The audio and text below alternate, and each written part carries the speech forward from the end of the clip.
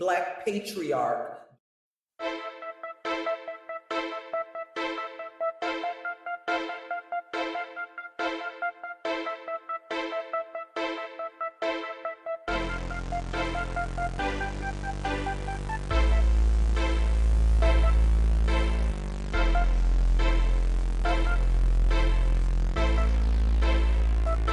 If you've noticed, and I'm gonna tell you this too, this is something I've noticed.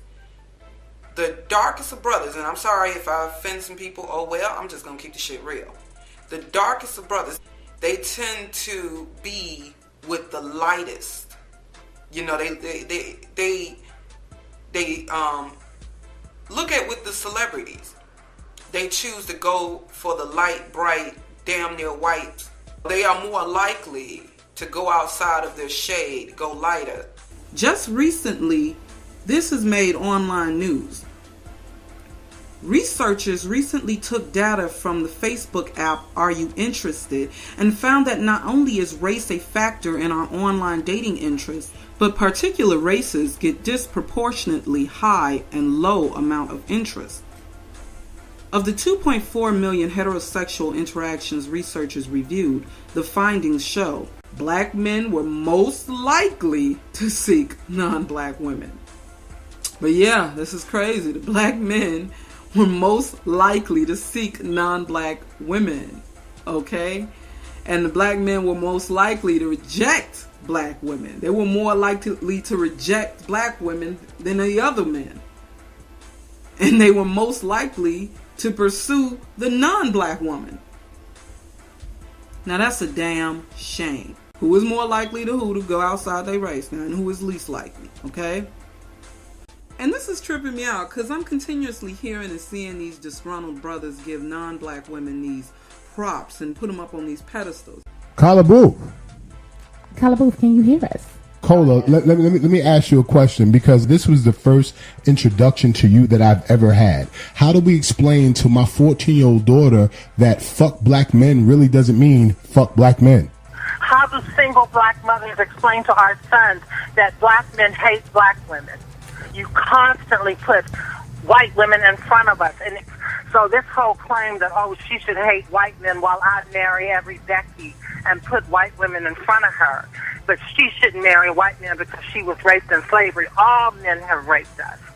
Let's be real. You don't want a dark-skinned, nappy-headed black woman because you don't want black babies. That's what black men constantly do. Everywhere you go. Where I live here in California in the Hollywood system, none of these black men will even look at a black woman. Wow. You want to talk all of this shit about black women and about Cola Booth and how I disrespect you. You hate black people. You can't even produce a black baby in your own image. You can't even produce a black son in your own image. But you want to spit on me and call me a traitor. Fuck you. Oh, man. So. Tell the truth. You don't understand what love is? If you love black men, then give birth to a black man. When are you going to produce a black man? You bastards are just steadily making more bastards. These kids look Filipino. You go to a damn cookout, all the damn children look like Filipinos in Hawaii. Oh, shit! She's so damn proud to be This black. is Cola Booth. Not only have you been doing the same thing, but you've been letting us know, yeah, black bitch, you ain't nothing. Look at what I got here. I got the white woman. She's better than you. The white man's mother has been shoved in our face so much. The white woman can't do nothing for me, but I don't know what they do. Hi, my name is 70s Babyful, and I'm here to talk to you about the Cheryl Underwood incident, about her comment on Afro hair. I know I'm going to get some hate from a lot of black men, but I'm going to go in on black men about this, because black men, you are the common denominator in this. Yes, you are. It is your fault that Cheryl Underwood said what she said. You created the monster the moment you start uplifting non-black women, biracial women, and light-skinned women. If all black girls and black women see and hear is black men talking about how pretty non-black mixed or light-skinned women are and constantly chasing after them, what the hell do you expect? If all they see is that, what the hell do you expect? That's why black women wear weaves. That's why black women wear wigs and perms and bleaching their skin and straighten and use relaxers, because they see how you black men chase after non-black women, mixed women, and light-skinned women. I want to address this claim that some black men are making about how dark-skinned women are not being overlooked, how we are really not that undesired, as if we're making it up and it's all because of what we see on TV and what we hear in rap music. A lot of black men want light-skinned women with good hair, right? You know, when I call it out, it's like, no, you're wrong, Chrissy. Black men like dark-skinned black women, and, you know, you're listening to too much rap music. You're paying attention to too much mainstream media and social media. Also, I want to state that there is a difference between being preferred and being tolerated. And I feel many of you black men don't really understand that, and you expect sisters to be okay with just being tolerated.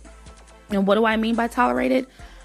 Meaning that many black men, you prefer yellow bones and mixed race women or Becky's, but you will tolerate a dark-skinned black woman if she has something that gives her a pass, right? So this idea that just because we're being chosen, that we are preferred, it's bullshit. It's bullshit. And it's just funny to me how black men, they don't want to be a second choice or a third choice, to a thug or a street dude, but they expect you to be okay with being a second or a third choice to, the lightest, brightest, and whitest chick.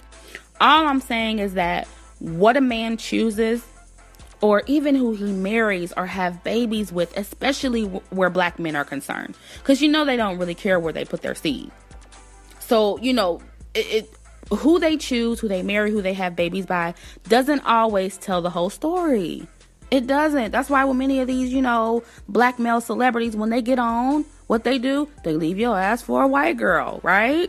Like I said in my last video on established black men, these younger men with resources, when they have the option, you better believe that many of them are dibbling and dabbling in some non-black pussy, or the lightest, brightest, most racially ambiguous looking woman that they can find. Especially when he's handsome and good looking, and he has options. So, nobody's making this up. Y'all need to stop playing.